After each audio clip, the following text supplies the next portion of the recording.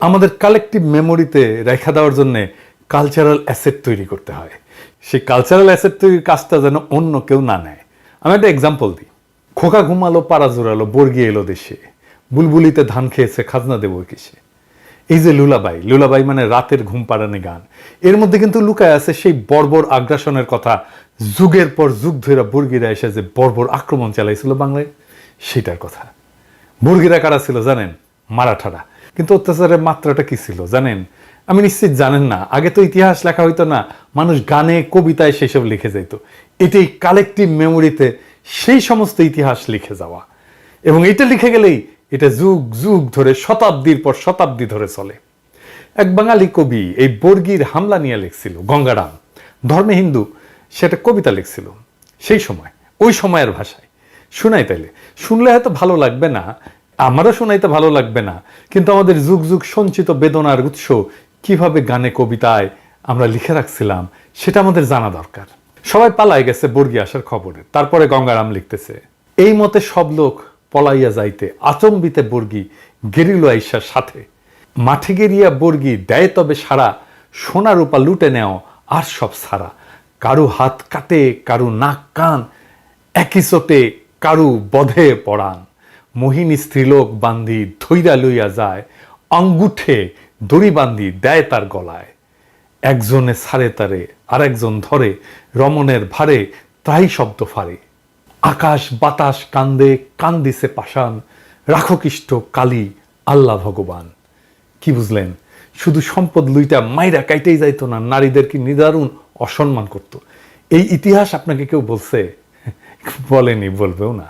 শুধু শুনবেন 2 লাখ মা বোনের ইজ্জতের বিনিময়ে স্বাধীনতা পাইছি, যেন এর আগে কোনো আমাদের ইতিহাস নাই।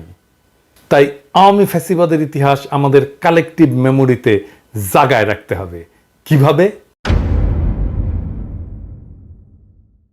প্রথমে গানে। আন্দোলনের সময় আমাদের বেশ কিছু র্যাপার উঠে আসছে, আওয়াজ উঠা গানটা শুনছেন না? আর অনেক গান দেখলাম। আজকে একটা, এই যে পায়েল নামের এই ছেলেটা গান একটা শুনলাম, কি অসাধারণ গান। এরিজা সাহেব একটু শোনান। ভুলবো না তো তোমাদের এই রক্তের অবদান, রক্তের বন্যায় আজ ভেসে গেল অন্যায়। সোনার বাংলা, সোনার ছেলে রয়েছে এদেশে, বাংলায় আমার, বাংলা তোমার, বাংলাই গাই গান। কবিতা লিখতে হবে, লুলাভাই লিখতে হবে, মানে ঘুম পাড়ানি গান লিখতে হবে, ছড়া লিখতে হবে, নাটক লিখতে হবে, ছবি আঁকতে হবে। আমরা এই লড়াইয়ে এক মহান শিল্পীকে পাইছি, দেবাশিস। তার পোস্টার হাতে হাতে ঘুরছে সারা দুনিয়ায়, কি অক্লান্তভাবে ছেলেটা কাজ করে গেছে। আমাদের রেসপেক্ট। এই লড়াইকে ফিলোসফাইজ করতে হবে, মানে দার্শনিকীকরণ করতে হবে। এই লড়াইয়ের পিছনের দর্শন বের করে আনতে হবে। এই কাজে সিনিয়রদের মধ্যে আছেন ফরহাদ মজার, আছেন সলিমুল্লাহ খান, আছেন ইয়াংদের মধ্যে আছেন পারভেজ আলম, রকমনু, রিফাত হাসান, মুরাদুল ইসলাম, তুহিন খান, আরো অনেকে নিশ্চয়ই আছেন। আমি যাদের লেখা নিয়মিত পড়ি তাদের কথা বললাম। ওনাদের দায়িত্ব নিতে হবে। আমরা এই একটা জায়গায় দারুণ শক্তিশালী, আমি কনফিডেন্ট ওনারা ওনাদের দায়িত্ব পালন করবেন, বাংলায় এবং ইংরেজিতে। আমাদের সাহিত্য লাগবে, এই জায়গায় আমরা দুর্বল। কিন্তু আপনাদের কিভাবে বলি যে আমার কিঞ্চিত দক্ষতা আছে সাহিত্যে, গ্লোবাল ন্যারেটিভ তৈরির এই কাজটা আমি কিছুটা করে দিতে পারবো। আমার আগামী বইটা বের হইলে দেখবেন এই কাজ আমি আধা করে রাখছি, বাকি কাজটা করে দিতে পারবো। আমাদের মিউজিয়াম লাগবে।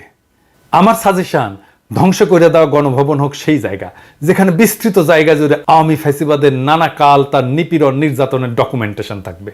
ওইখানে মানুষ ঘুরে ঘুরে ঘুরে ঘুরে দেখবে। আয়না ঘরকে অবিকৃত রেখে সেটাকে আমরা মিউজিয়াম বানাবো।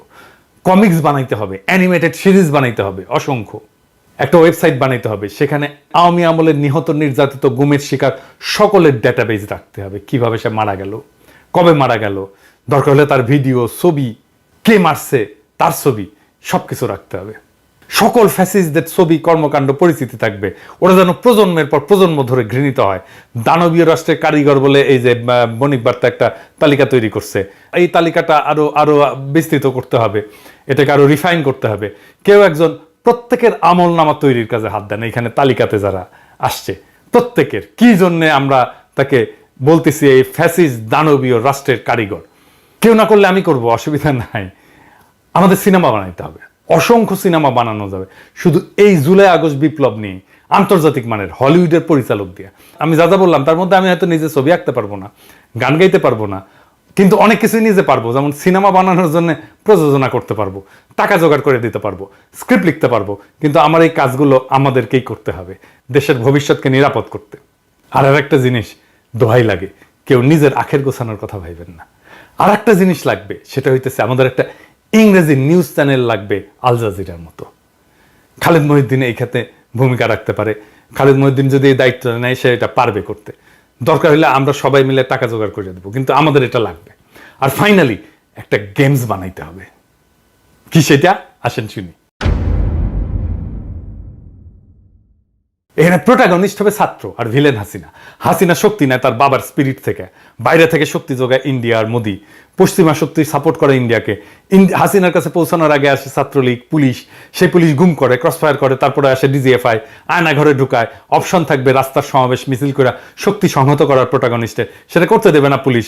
রিয়েল লাইফ চেহারা থাকবে ভিলেনগুলার সবার, যেমন হাউন আঙ্কেল থাকবে, বিপ্লব থাকবে, মনিরুল থাকবে, প্রদীপ থাকবে, ওদের মতোই চেহারা থাকবে। ছাত্রলীগের সাদ্দাম টাদ্দামের মতো চেহারা থাকবে। তারপরে ওই আমোটা আজিজ টাজিজের মতো চেহারা থাকবে, বেনজিরের চেহারা থাকবে। নির্বাচনে হারানোর চেষ্টা থাকবে, সেটা 900 ভোট করে হোক, দামি নির্বাচন করে হারা দেওয়া হবে। বেনজির থাকবে, ক্রসফায়ারে মারা গেলে খেলা শেষ। আদালত থাকবে, এবং আদালত কিভাবে রিমান্ড দেয়, কিভাবে ফরমাইশি রায় দেয়, দিয়া কিভাবে প্রোটাগনিস্টকে বিপদে ফেলে।